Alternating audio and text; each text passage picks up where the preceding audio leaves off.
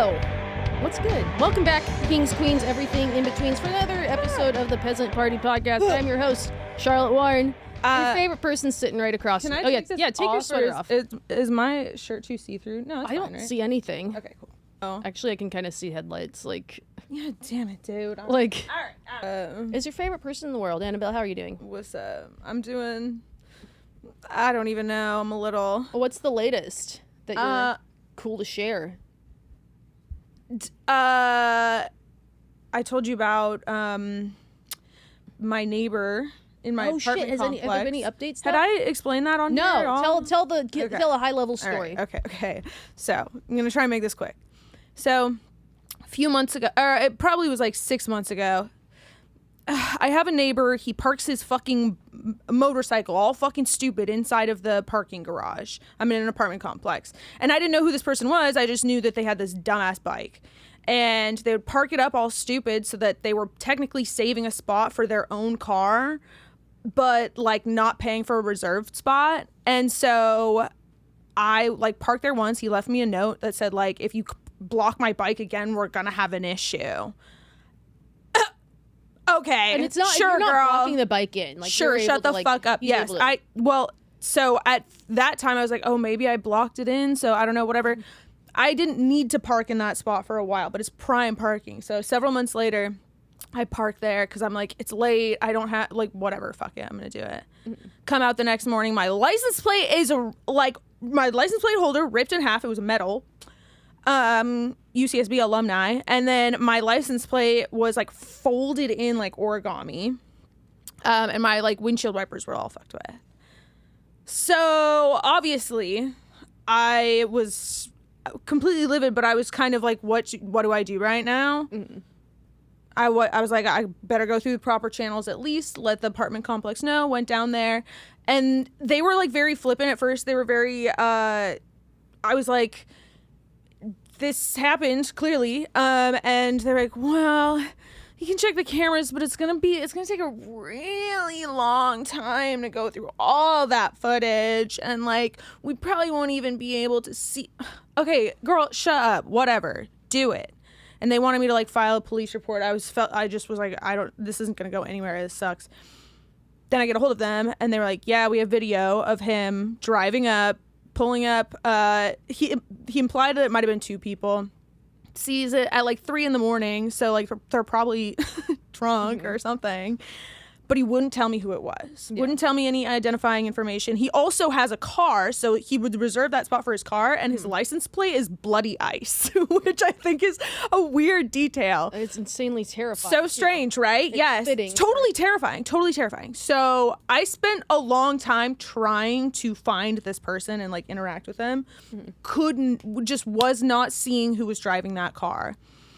Then finally, like a couple weeks ago, Daniel and I are walking in, and we figure it out. It's him. Like, I don't remember how we figured it out, but we're like, oh shit, that's him. Not a flicker of recognition in his eyes of us, but later I'm like, he knew who I was, I think.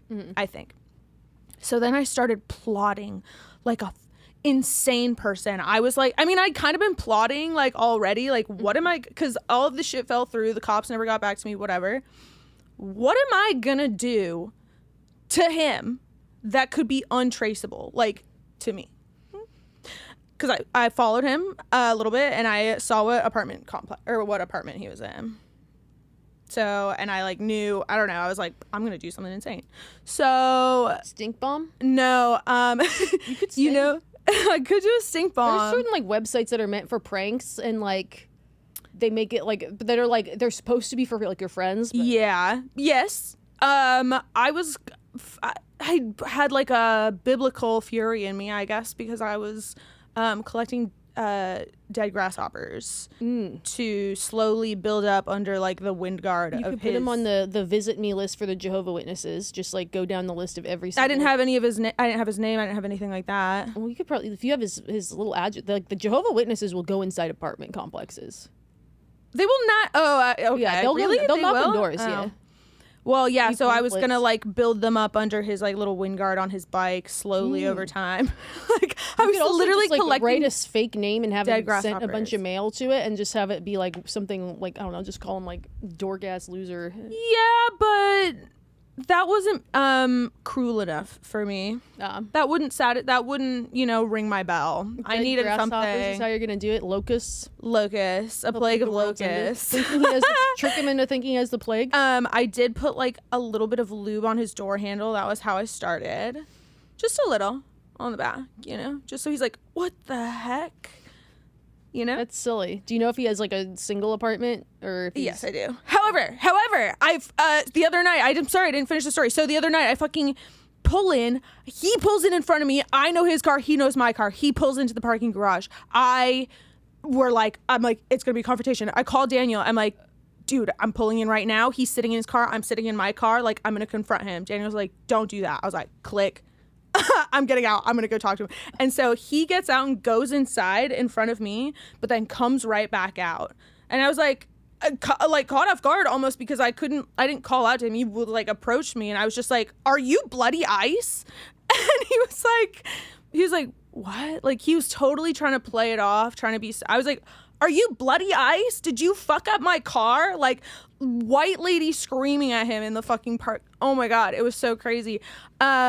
And he like tried to play it off, pretending like he didn't know. She's like, I was like, are you the owner of that bike? Are you the owner of that car? And he's like, yeah. Well, I was like, okay, well, the owner of that bike and that car did this to me, hun. And he like started to, and then it was starting to click. And then I was explaining to him because he said something about the parking situation. He's like, oh, you're the one that was blocking in my bike or something. I'm like, I didn't block it in. I made sure I didn't block it in. You know that. You were saving the spot for yourself and not paying for a reserved spot. And he tried to explain to me that the lady in the office told him that I was like, bitch, I don't care. I don't care because you attacked my car. Yeah. I was like, that's so scary, dude. Like, you ripped my metal license plate holder in half. Like, hello? I'm very terrified. I was like, totally like defenseless, like yelling at him. And he kind of just started to like, he was so, oh my God, he folded immediately. He was so submissive. Oh, I was so scared he was going to like, no, dude, no. Bloody ice was quiet. Just a little bitch. Honestly, he has like gorgeous like veneers. Oh God, no. Bottom teeth. Don't even go there. I know, but it's like, that's like what, $20K. His car is like nice, his bike is nice, like he clearly has money. Yeah.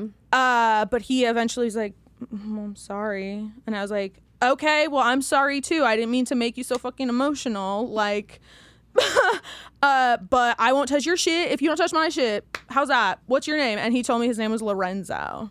And so, all right, cool. I go inside. Next morning I come out, I like see him in the hallway and he was like wearing a bonnet. It was funny. And I was like, hi, Lorenzo. And he like kind of waved at me. And then I went out to my car and there was a like little blinged out license plate holder sitting on the windshield of my car. Wait, like in the wrapping. It was kind of cute, right? It was kind of cute. Daniel was so mad. Wait, that's actually very sweet. I tried to look up Lorenzo Bloody Ice, see if that was like a stage Lorenzo name Bloody Ice. I don't know. Like I don't know. Maybe it's like a name.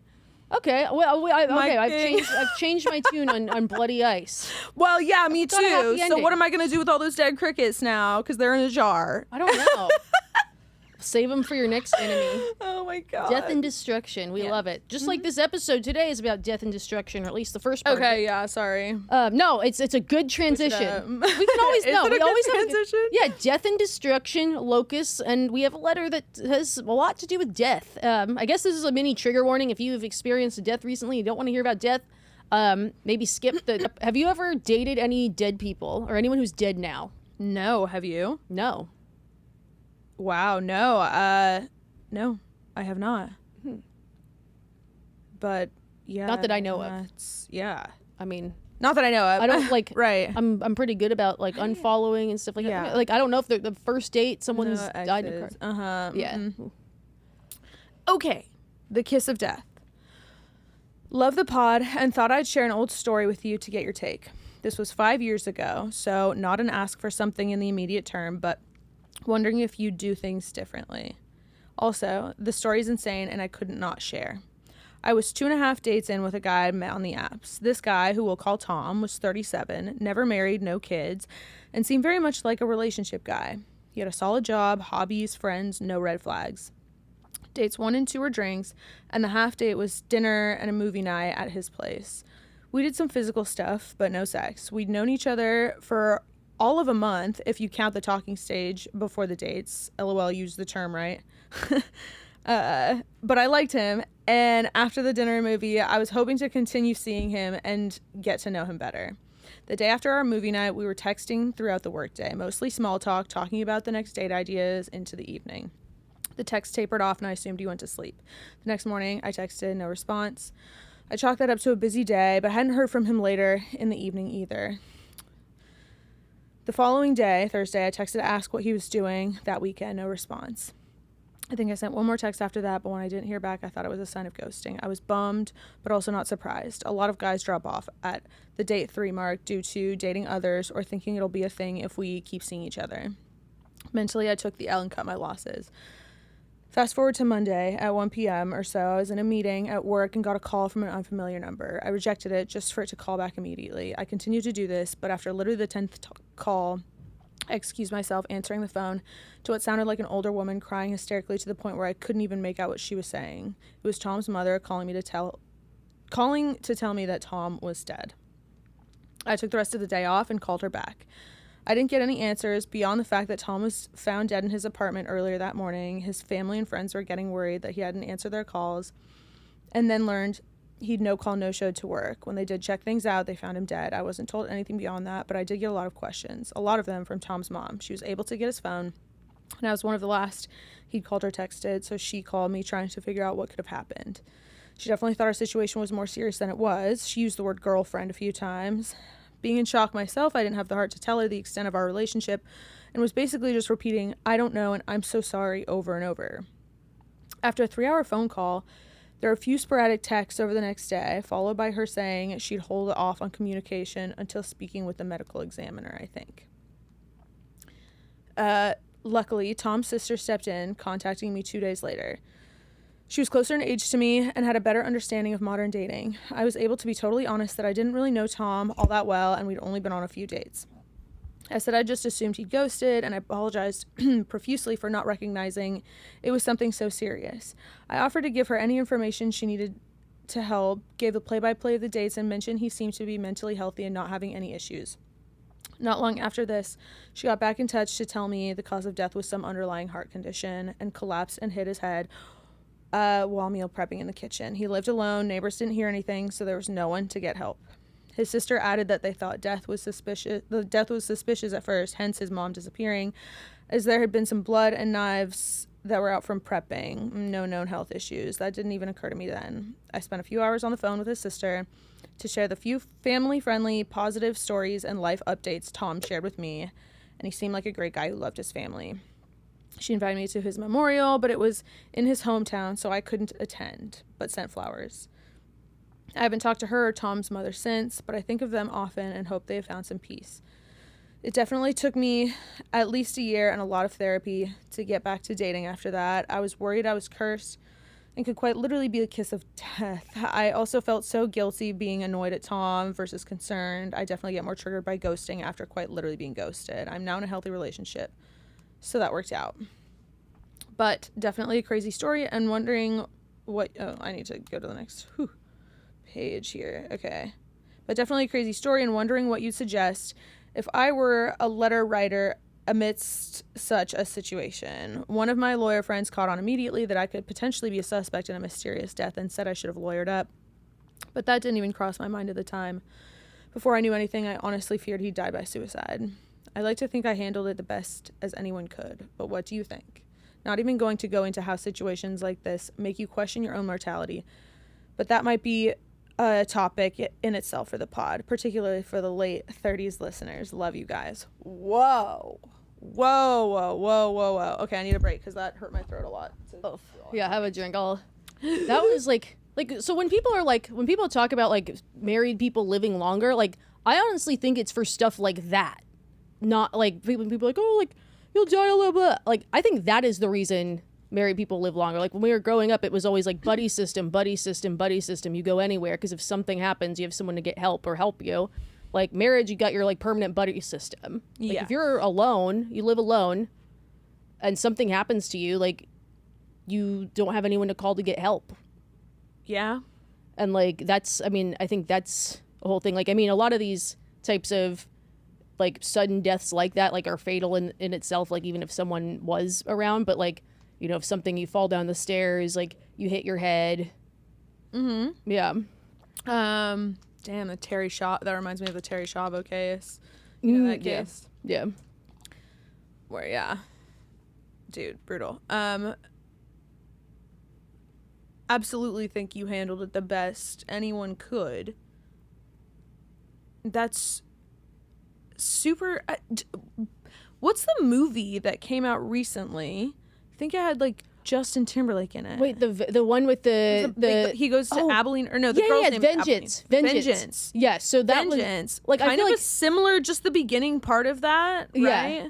I liked that movie. That was like It was interesting. It was a little too like pop quirky for me, but it was an interesting concept in the beginning where and he had maybe gone on a few dates with a girl, and she dies, and her family mistakenly believes that he was her like consistent boyfriend, and he goes out there to report the story. And he's like an aspiring podcaster, uses the story for because I think like if you die and like someone gets a hold of your phone, like I think parents who maybe don't understand hookup culture, you see someone saying like night baby or so, like whatever it is you're saying to them, like they might just assume like girlfriend, boyfriend, whatever. Like I think in that movie, like she particularly like convinced her parents or was convinced herself that it was something like more serious or something. I don't know. But like I'm sure also a grieving parent, there would be some subconscious part of them that would want you to have been like a, you know, serious relationship for him. You know, another person who's like attached to him and knew him well. Yeah. And I think like she did the best she could. Like I guess like when you think of the point about like lawyering up, like I mean, yeah, if there's like if someone dies under mysterious circumstances, because you know how it's like always the husband, it's always the wife, and like you like were on a few dates with someone who dies under mysterious circumstances, you could like inadvertently become a suspect. I don't know. I would like I probably would be like her. Like I probably wouldn't even think of that. Like I wouldn't be like, oh, like they're in the kitchen, like whatever. Like oh, I'm a murder suspect. Like I wouldn't. I don't know. Yeah. And I think it sounds like they figured it out quickly. I don't know how like the autopsies and all that like works and how fast that is, but I don't know. Yeah. I feel like it's like a theme I've seen in other TV shows. Like there's one like Sex and the City. Yeah. It happens to Miranda. I mean, all this crazy, the bad stuff happens. Well, like, do you remember that show? I think it was called like Night or something. It was an HBO limited series. Oh, yeah. Do you know what I'm talking about? Yeah. And he's like the cab driver. Yes. But doesn't he like go to hook up with a girl and then she's found like brutally murdered the next morning or something? I feel like that is actually the plot of several different TV shows, except like those are like brutal murders and like you're just like the wrong place, the wrong time. Just started seeing this girl, kind of like her, like absolutely no ill intent at all, and then all of a sudden it's like, wait, what? Yeah, this could have been the star of a written a movie out of this. But it sounds like you got like because you could easily. In situations like this, like people don't react well to like untimely deaths of family members. Like you could have, like it sounds like you got lucky with. Yep, could have been all bad. The characters involved. No, it's also a plot. Did you ever watch New Girl? No. Like it's actually just Zoe. Zoe Deschanel moves in with like she's in the loft. It's like a TV show with the four guy roommates or whatever. Yeah. And she's quirky and always getting into hijinks. And she's like starting to date a guy. I think he's like supposed to be like a sports agent or something like that. Okay. She's like a few dates in with him. She's sexting him and like her sex are really bad. Like she's like sending her bra over her t-shirt. Like it's like really cringy. And then she finds out he died. And she's like, oh my God, he died. Like she's a few dates in. She's like, I have to go to the funeral. They're like, Jess, you don't go to the funeral. She's like, I'm going to go to the funeral. Oh no. I can't not be there. And she gets there and it's literally just like, it's at a house. It's like his family. And she finds out he had a girlfriend the whole time. Oh. And so she's like, and then the parents are like, oh, to the girlfriend, like, here, take the phone, like remember him. And Jess is like, oh shit, I've got to go get the phone so I can delete the text because she'll think I'm terrible. And then because he's like a sports agent, she goes with the roommate who's into sports. And then JJ Watt shows up because he was the client. He's like, JJ Watt's here, we can't leave. And then they pretend to be his best friends so that he can be friends. It's like, but yeah, like it's very, I feel like it's a plot that you see sometimes. Yes. What's your experience with dating in death? Like you can pass until I meet.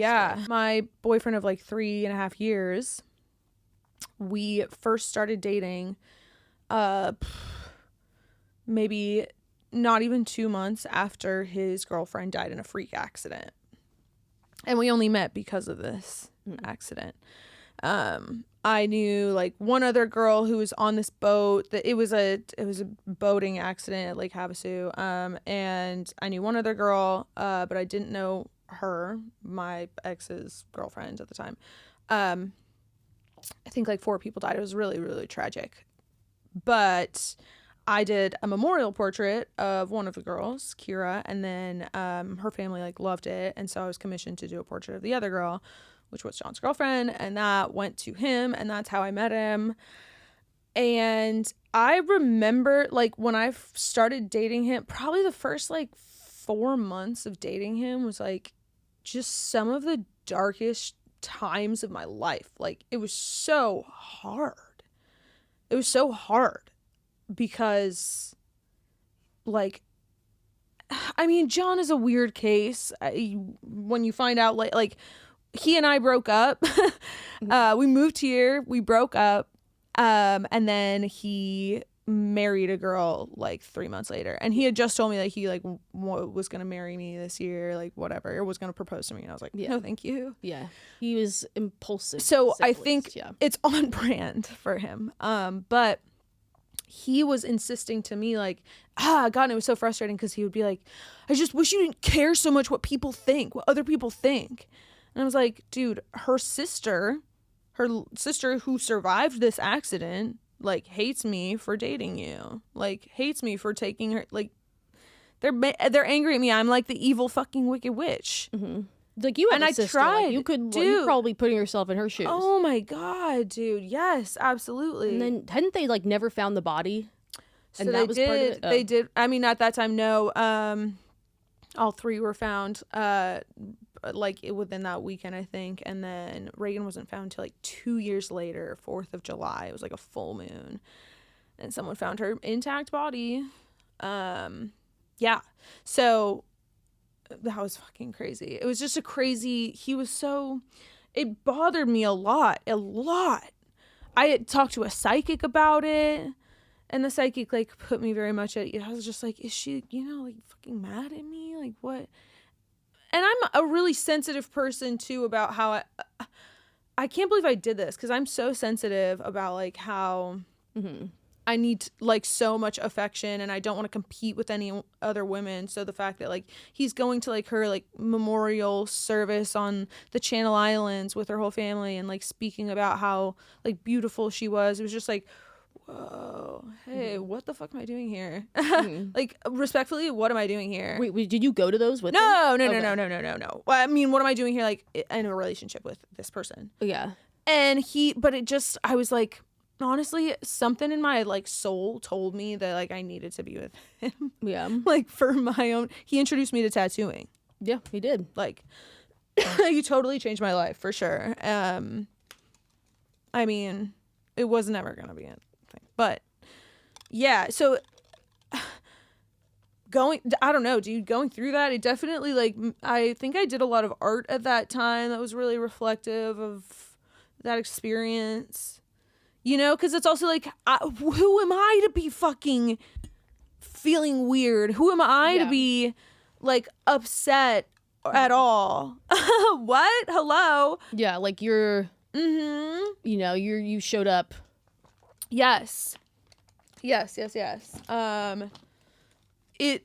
only times that it was like a topic of argument was when he was just like, I wish you didn't care what people think. She wasn't like that. Caring what people think. It's like you feeling horrible for the situation. Feeling horrible, like, but I did care too. I mean, it's like I'm like it looks bad. bad. Like, it looks bad. Sorry. It kind of looks weird on him, too, to be, like, in 2 months. Well, you hear the stories about, like, the people where it's, like, their wife dies of cancer, and then 3 months later, they're in a new relationship, and it's like, Dad, what the fuck? Like, yeah. You know, and so there is that, like... Yeah. Yeah. Like, there... Was he... Like, I mean, he was probably going... That is kind of a sickening behavior, isn't it? I mean, I think that's it's just, weird, right? Like for someone, like if your loved one or if your wife dies of cancer, let's say, and then you're instantly in a new relationship. I think when that has happened, like a lot of times, like when you see that, it's like a lot of times it's like someone from the support group, or it's like whose like spouse also died not that long ago, or it's like the person, like the therapist, someone they met with the therapist. So it is like something where trauma bond. Yeah, like or it's like something like that. Like it's not usually like they just like met a new person right as their spouse died. It's like usually like those are like gradual, like those are long and sad, painful deaths. Yeah. Yeah. Interesting. Yeah. Crazy. Yeah. Yeah, that was like a really weird time in my life for sure. I mean, all of his friends accepted me. They were all like really sweet for the most part. But then it was like years of processing this shit too, where like all of her friends from home, like I was now in these spaces that they used to like exist in, and it just put like like an uncomfortable like pain in my stomach when it would come up, because it's like I didn't even know her. Yeah, I don't think I ever met her once. And she was like, it was one of those things where it's like, was in the same spaces, but you just never crossed paths. Like, you run into that, like the person that went to like the opposite high school, and you just like, you saw them in pictures and from other people's Facebooks and whatever, but like, God, that's yeah, damn, dude. And I had done like a drawing of her, you know. I spent a long time yeah, you probably got to know photo of her. Yeah, you felt totally. I did another drawing of her and her sister, and that was before I started dating John. Yeah. Oh my god. Did you ever like have a better relationship with the sister or her family, or did that I don't know, they kind of, I think, just sort of like fizzled off. Like I think sister got married. I think they had a complicated relationship with their like mom or parents or whatever. So hard to say, but yeah, no, nothing really ever came of it. But it was definitely like, oh God. Have you ever like gotten into a relationship with someone where in the beginning you're just like, it's just they've got unfinished business? Yes. Like whatever unfinished it is. business, whether it's like they're not over their ex or something, you know. Yeah. Like I feel like I was those types of people. I would always just like run, because I would be like, this person doesn't want to be in a relationship. Like this is the type of person who will tell me I'm not looking for anything serious. But like I've had ones where I'd be like early into dating, and it would be like, oh my God, like my ex's like weird family just like keeps calling me, like they're like just weird stuff like that. And it was just, oh my God, my ex is so dramatic. And then you would see the Instagram story, like this person looking at my stories or something, and I hadn't even been like tagged in this person's stuff yet. And it was just like, I don't want to walk, like I feel like when you enter a relationship, it should just be this like blissful, happy thing, honeymoon stage, whatever. Like it shouldn't be like, okay, we got to like kind of tread a little bit. I don't know. Yeah. But those were always like situations of like, the ex is crazy. Like it wasn't something like a true tragedy like that. Damn. Sometimes it's like, if you're horny enough, like you'll go through it. I will never do this again. I regret this for the rest of my entire life. I don't think there'll be a situation where someone dies and you get commissioned by their family. No. I mean, not that. What I'm about to say, because there was another relationship that was. Oh, go for it. I will never do this again, ever. This is not me. Okay, I regret this. God, this is such a cancelable offense. I hate myself for doing this, but I started dating Danny in college. He was in the boys a cappella group. He was the beatboxer. This guy's like actually famous now. No, he's not. He's not. He was famous. on The Bachelor. Listen to Your Heart. And he's a big YouTuber. He got like 3 seconds on The Bachelor. Okay, shut up. Okay, so he has such like a YouTube personality. It's so fucked, because my friend Jessie, who had like graciously like let me into the girls a cappella group. She was the president. They selected me.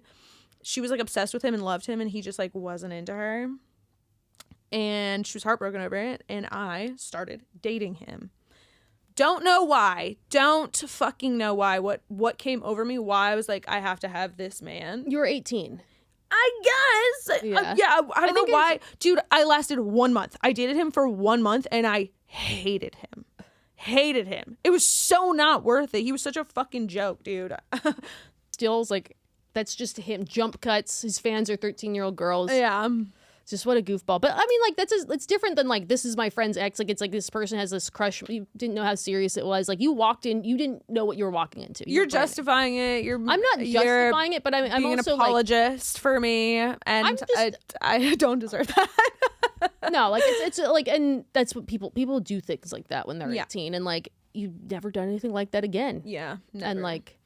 That shit's crazy. I don't understand when men like cheat on their wives and girlfriends. I'm like, where are they finding women? I mean, maybe a lot of them don't know, but like, where are they finding women that are like, oh, you have a wife? Don't care.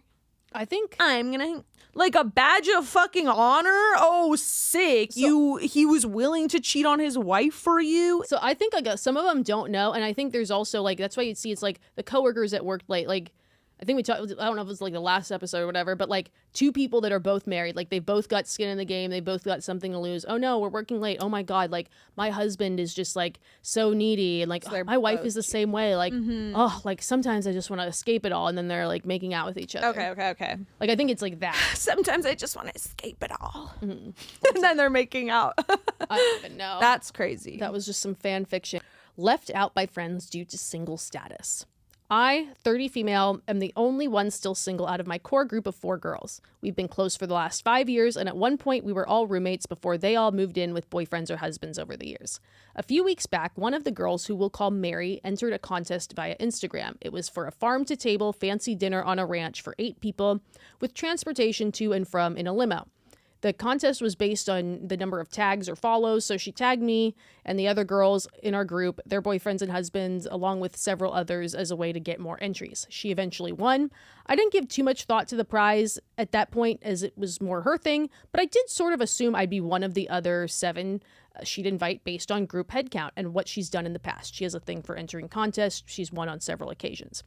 Fast forward to last week, I sent the group a text asking what everyone's plans were for the weekend, hoping to set something up. Radio silence, which was not normal.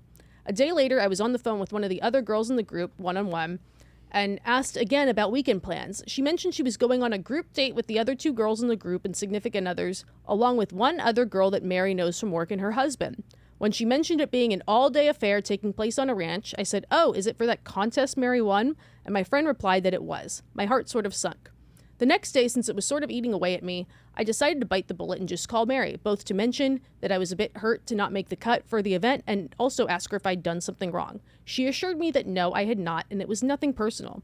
Apparently, when she got the dinner event plan from the organizer, it seemed more like a romantic theme, so she thought it'd make more sense for it to be just couples. She said she didn't want to make things awkward for me or for me to feel like a 7th wheel, and thought she was doing me a favor since I probably wouldn't have fun. She also added that due to me not having a partner, she'd need to find one more single friend to attend, so inviting couples just made things easier. She said again that she was doing me a favor and reassured me that I'm first priority on the list for her next contest win. I know Mary is a nice person who meant well and with her explanation to me, but I can't help but feel worse after talking to her.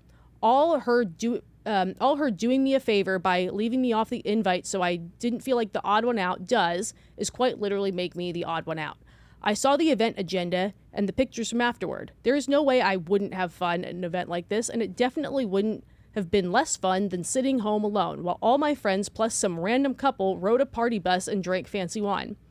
I think what makes it even more of a bummer, I've really struggled with dating in the last year or so, and I've confided in Mary about this. One particular frustration about my single status has been with my very religious, marriage-minded family making me feel lesser than my female married cousins. Specifically, they'll include the married cousins from my generation in activities with the older generations, which is often much nicer, while the single cousins are left with the kids.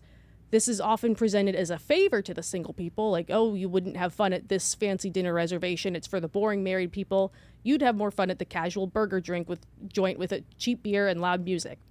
That kind of thing. I've told Mary about this plenty, so it just feels really shitty to have one of my good friends do the exact same thing that has given me so much agony lately. She could have just said, keeping it as couples makes it easier to make sure everyone's committed. Calling it a favor just feels so condescending. When I tried to vent to my mom about this, she cut me off mid-sentence with a, well, you should never feel entitled to an invite, and she could invite whoever she wants, and she said it's nothing personal. I know that. I know Mary meant well and probably believed she was doing the right thing, but it just feels shitty, and I can't help but feel like there's less room for me and my girl group as we enter our 30s and things become more couple-centric. This has happened a bit on a smaller scale within the last few years, but was always just one-off dinners or lunches rather than an all-day extravagant affair. I am rambling, I know, and I swear I want some advice beyond just venting, though venting feels good. Do you have a script or something I can say to my close friends about how I like to be treated as a single person? Is there a non-confrontational, politically correct way to say, going forward, I prefer to be invited and decide for myself if the event is too coupley versus you making the decision for me? What are some ways to keep friendships intact as friends enter serious relationships and marriages when life changes are inevitable?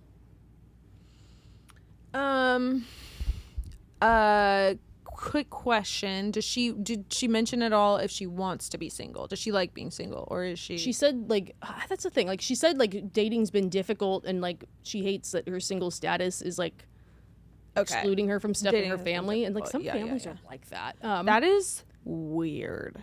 I hope, oh my God, dude, do not let your family pressure you into getting married. Yeah. Please, for the love of God. Elizabeth Cady Stanton did not fight for your rights at Seneca Falls for you to fold under the pressure of your family to get married. True. I think it sounds like dating's been tough. Like, I would assume she does. Like, otherwise she would say so or be like, I don't want that. Yeah. Like, she said dating's been tough. So let's assume she does. But even if she doesn't, like, it's kind of, you know, it sucks where it's like people assume like, oh, you wouldn't have fun. This is for couples. Or, you know, you kind of get othered, for lack of a better way to put it. Damn. Yeah, I guess I hadn't really... I do think like one of my... All my friends are... I have lots of single friends. One of my biggest pet peeves is... hang out with punks, so we don't really do marriage and all that. Yeah. Like one of my biggest pet peeves that people can do is like the big theme of that email, which is like people having a personal choice that they want to make, like something that's really about them, and then presenting it as a favor to me, or like it's a selfless thing that they're doing for me, which like I hate that. Like just own it. Like whether the reason is I want it to be couples, you know, because there's a point where it's like you want to have it. It does make it easier. It's one less person to account for. Like you have 3 we's versus you know with 4 couples, and it's 3 we's versus 2, like 4, like 1 that maybe is an odd one out, like who's the single person gonna be, like like, but just owning it yourself, like hey, like it made things easier. You've come to a lot of events, like we're gonna do plenty of stuff, like it just kind of felt like coupley for me. Like I don't know, I just hate it when people present it as a favor, like just like people that's annoying. Like people, you wouldn't have any fun, don't worry. Like people will say like random, like a random one, but like when people don't want kids at their wedding or something like that, which like I don't want kids at my wedding. Yeah, period. A lot of people don't. Like, a lot of people will say to no kids. Yeah, a lot of people will say to parents like, we do want to give the parents the night off and be like, have it be less stressful. And parents are like, well, it's actually more stressful to leave things at home. Just say I don't want kids at my wedding for me. Like don't make it seem like you're doing me a favor.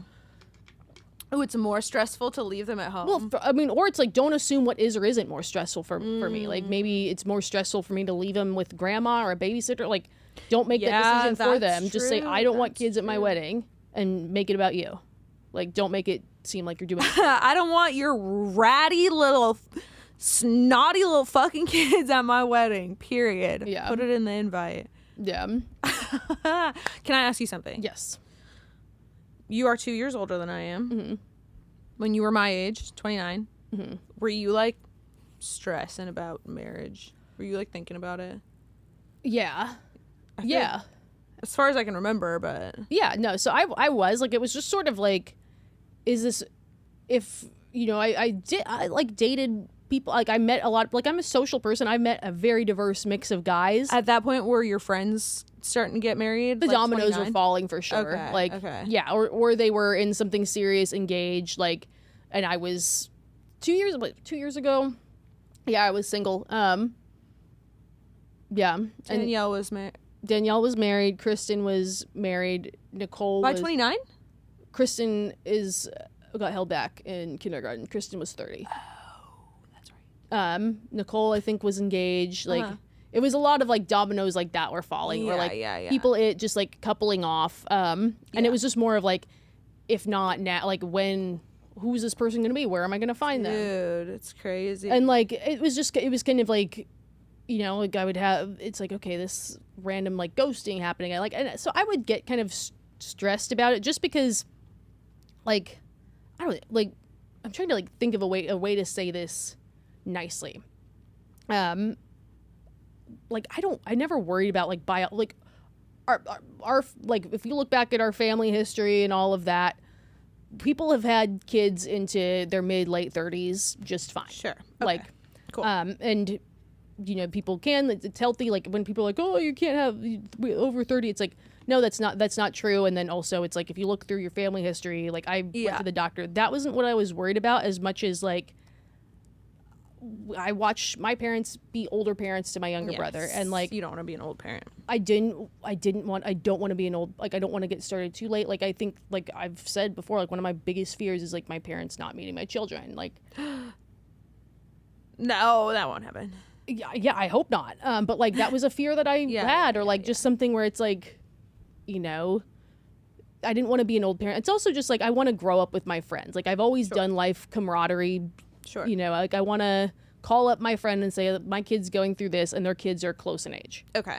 Like, yes. But your friends here are not so much. It's a mix, but like I also my friends that I've known my entire life, like those are the friendships that I have. I'm not one of those people where it's like I hate when people say they've outgrown friendships. Like I think that's just so mean. But no, like I consider those my closest friends, and like that is, I want to be able to call my best friend. Yeah. And be able to talk to her about kids that are close in age. That's true. Yeah.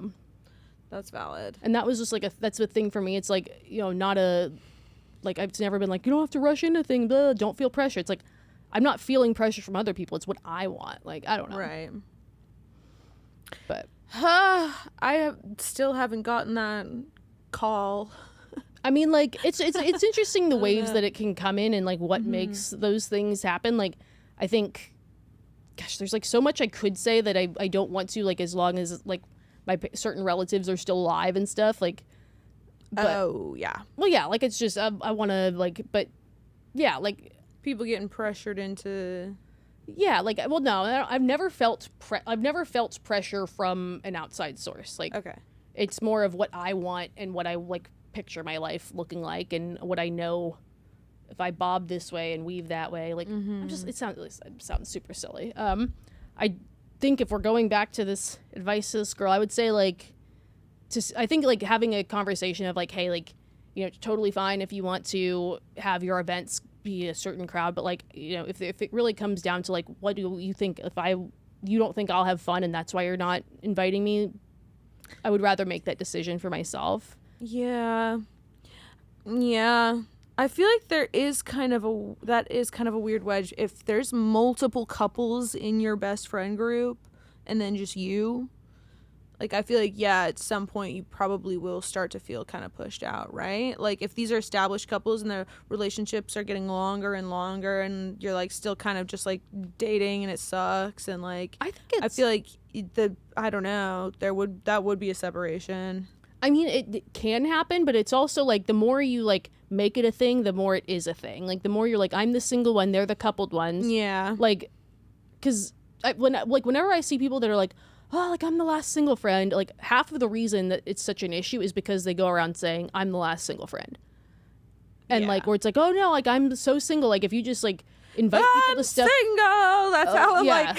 But, like, if you go and you invite people to stuff just as they are, and, like, your friends are couples, but they're, you just invite them as a pair, whatever. like the more, and it sucks, like it kind of puts you in a rock in a hard place of like, do I talk to my friends about this, my closest friends who I want to talk about my dating struggles with? Yeah. Do I talk to them about this issue and then they know that I'm struggling and then all of a sudden my single status is a thing, or do I, keep it to myself? Like, I think it kind of, I think that's maybe where like I feel like an outside party, like a therapist, like if you're not going to a therapist already, like, because also like not so much like being excluded, but more so just because like married people do this, but just giving bad advice, like it'll happen when you least expect it. And like, I think a therapist would just give you more helpful advice versus like, I just want to be like, girl, go to like a rave, go to like a DJ well, set. Well, not like that. You don't even that's need the thing. therapy. Not all single people like that. Like, and I think that's a thing that, like, side note, that people that, are frustrated by their coupled friends, because I like, not so much like that issue, but like your coupled friends, like you're the last single one, whatever, you've been single a while, like calling you being like, oh, you're the fun one, you're the single one, like, did you just go out and party all night last night? And it's like a Tuesday the night before. It's like, no, I sat on my couch and watched TV the same way you did. I just didn't have a fucking husband next to me. Like, yeah, like I'm not this crazy fucking floozy, or like they call, like, my husband's out of town, like, come take me out to the strip. It's like, I don't go to strip clubs. Like, what the fuck? Like, they like forget how normal people behave. Yeah, but like, it's like, I think that's like so annoying. Like, I don't know. It's also just like, it's just like when they go, oh, can I play Tinder? How do I use this thing? Like, acting like they don't know what to do. It's like, it's one thing when like, because like, do you ever like run into like boomers or something that are like married, like would never have even gone near the dating apps, and then they're just like, oh my god, if I were single on the dating apps, I'd be on a date every night of the week. Or like, you see like men tell this to like single guys, like older married men, they're like, I would just be getting my dick sucked all the time. It's like, no, the fuck you wouldn't. Dude, no, you wouldn't. That is some risky behavior. But like, you learn just quick. Like I feel like you learn pretty quick not to like do risky things with Hinge and Tinder. But boomers are just like, oh, like if I was your age, I would I'd be on a date every night. I would have guys take me to, I would be getting my dick sucked behind a garbage can. Like, oh my god, it's like, dude. It's insane, like what people like that will say. So it's like, it's one thing when boomers do it though. Like, it's another thing when like it's your friends that were probably single and have used a dating app. They're your same age. Like, come on. Like, I'd be crazy on there. Yeah. But no, when you use those apps and you meet up for dates, you learn pretty damn quick, I think. Like, don't just be doing anything, because you like the statistically, the possibility that you're gonna meet a freak tonight, higher than it should be. There's a lot of freaks on there. Yeah. And it's weird, like I don't know. Yeah. Who the fuck has like overwhelmingly positive experiences with no one, but boomers assume that they just would. Classic boomers. Yeah, classic boomer. Yeah, dude. Yeah. Yee, crazy. Yeah. And if you do end up on a weird experience with a strange person, or you don't know if they're strange or not and you want to learn, you can always use publicdatacheck.com. Oh, tell us. Yeah, so publicdatacheck.com, if you don't know much about what's going on with this person you've matched with on a dating app, you've never met them before, it's basically a blind date. You want to make sure this person's not a murderer. So what do? You punch their name, which you can find pretty easily, into publicdatacheck.com, and basically all of the basics you want to know. And also, you don't learn too much. It's not like you're going onto their Facebook page or something like that and going all the way back into seeing like their high school stuff. It's just enough information. Are they a murderer? Like, do all these things check out? Oh no, like, that looks like it could be a wife. Something like that. It's just the right amount of information. What? Publicdatacheck.com. It'll tell you if they're married? I think it says like potential relatives, and you'll see someone with the same last name. And you only need their first name, or first and last name? You would need to track down their last name, but usually a dating app gives you enough information to track that down.